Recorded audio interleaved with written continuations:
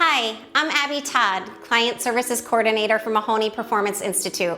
I'm so excited to welcome you to MPI's Business Tip of the Week. Come with me, let's get started together.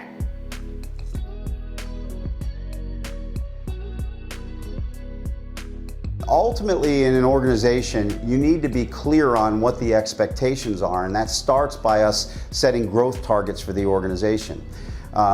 We got to make it clear as to what we're really trying to achieve as an organization. Now, how do we set targets? There's really three general approaches towards setting targets that are generically used by organizations. One is a top-down approach, and we're going to talk a little bit about that in a bit.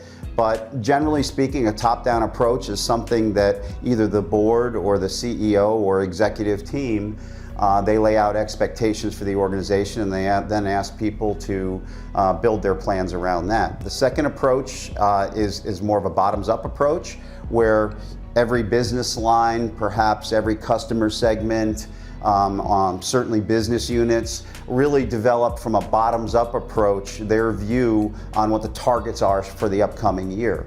And that's one where, generally speaking, you get a lot more ownership from people because they feel like, hey, these are our numbers, not the executive or the board's numbers. And then that approach, that's how you start the process. Ultimately, it's presented and it's either agreed upon. And then some organizations, they use a hybrid approach. And so that's generally, and a hybrid approach would be getting some information up front about what expectations are from the board and the executive team, and then working toward building a bottoms-up approach, and you sort of come to the middle.